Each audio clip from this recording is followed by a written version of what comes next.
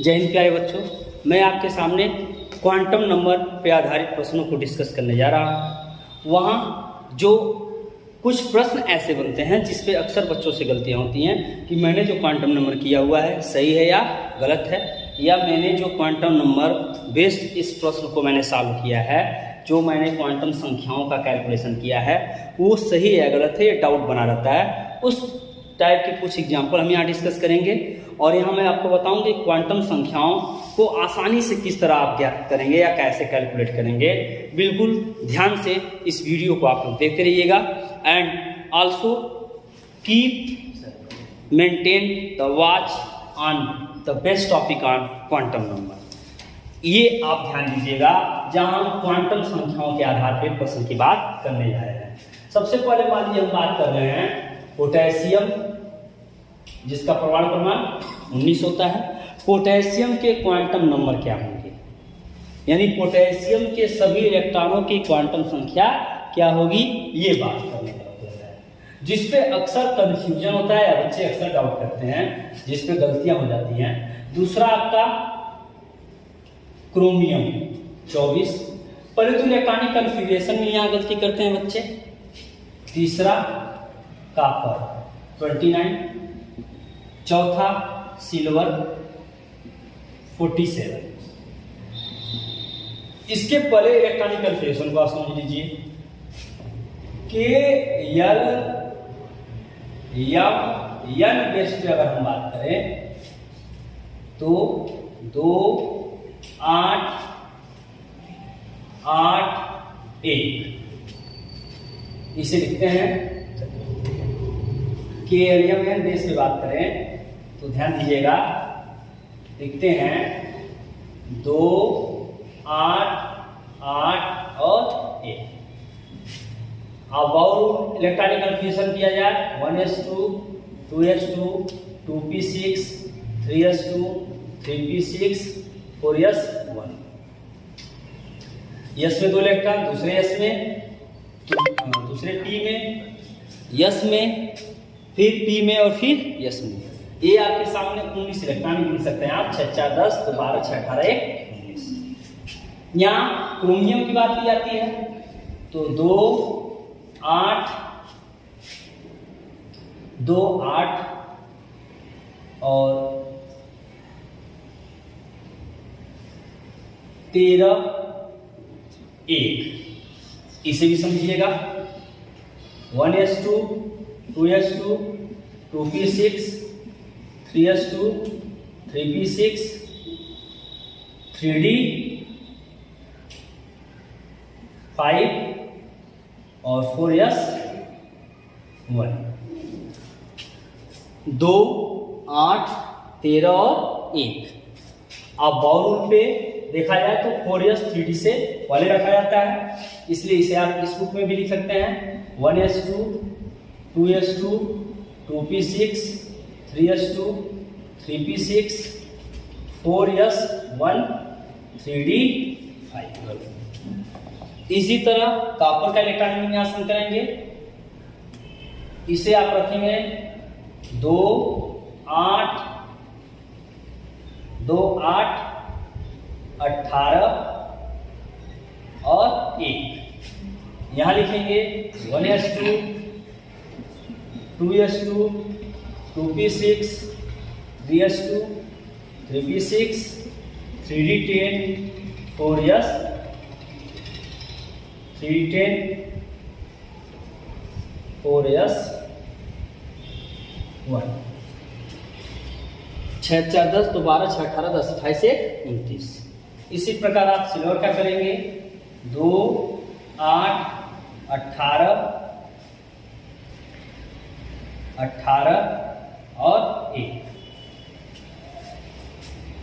इसके electronic configuration को भी इसी प्रकार आप कर सकते हैं 1s2 2s2 2p6 3s2 3p6 3d 10 4s2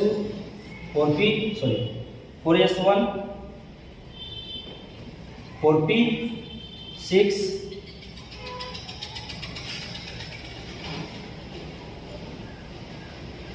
4p6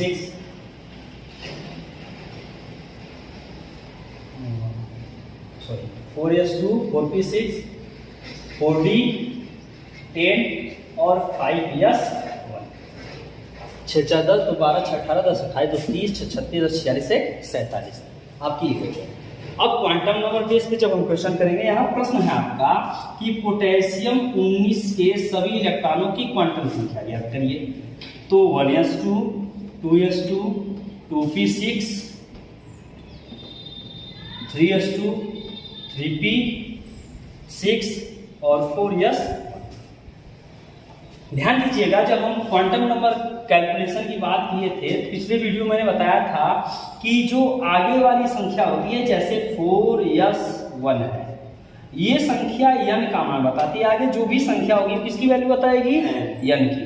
और ये जो s p d f दिया गया है, इसके लिए l का मान वो निर्भर करेगा कि वो s है, p है, t है या f है।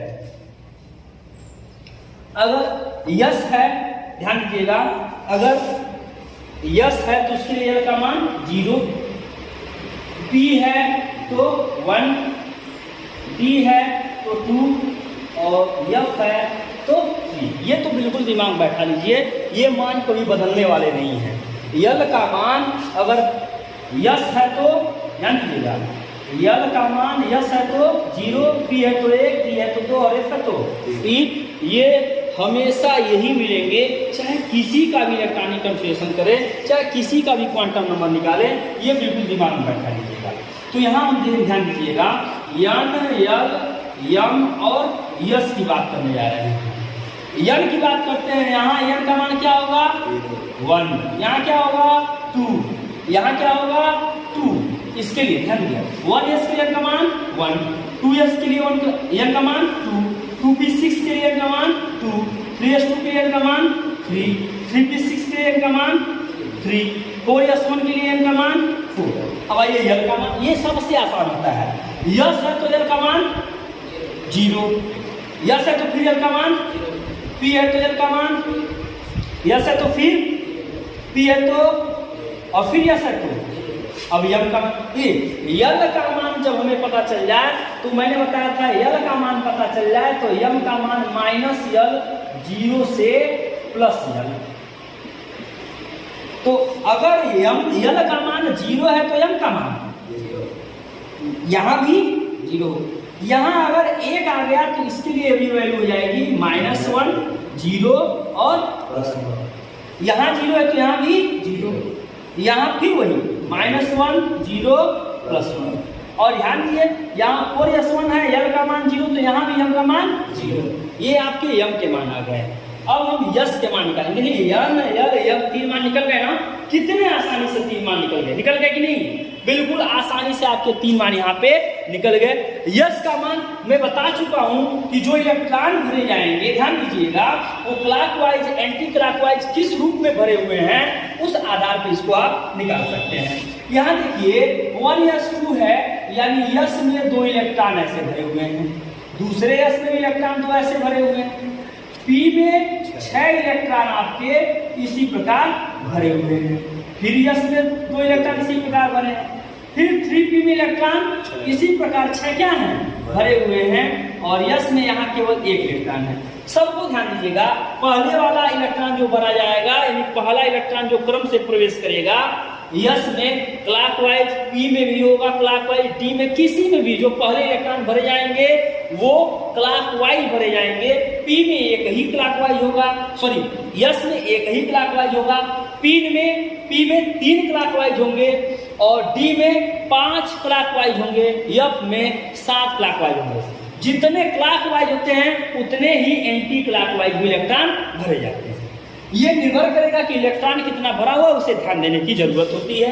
यहाँ एक क्लॉकवाइज और दूसरा एंटी क्लॉकवाइज, तो इसके लिए लिखा जाता है, क्लॉकवाइज के लिए लिखा जाता है, ध्यान दीजिएगा, क्लॉकवाइज के लिए लिखा जाता है +½ +1/2 और तो एंटी क्लॉकवाइज के लिए लिखा जाता है -1/2। और इन दोनों को आप एक साथ +-1/2 लिख सकते हैं।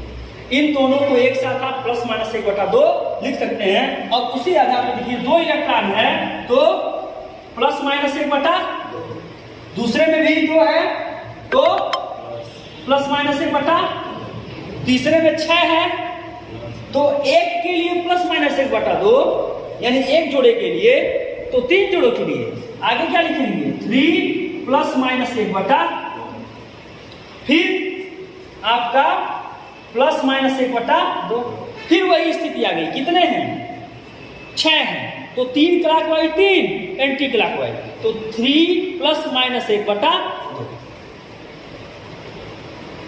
और लास्ट वाले में इलेक्ट्रॉन 1 है, क्लॉकवाइज की एंटी क्लॉकवाइज, तो इसके लिए सीधे लिखेंगे प्लस। ये देखिए आपके सामने यन यल यम और यस के मान कितने आसानी से निकल गए। बिल्कुल मुझे विश्वास है कि ये बात आपको बिल्कुल क्लियरली समझ में आ गई होगी। इस आधार पे आप क्रोमियम का, कॉपर का, सिल्वर का बिल्कुल आसान तरीके से ये क्वांटम नंबर, चारों के चारों क्वांटम नंबर बेस्ड, इसके पूरे के पूरे सभी इलेक्ट्रॉनों को आप आसानी से निकाल सकते हैं। Thanks to watch this video and please subscribe the channel and also press the bell icon. Thanks to all of you, please.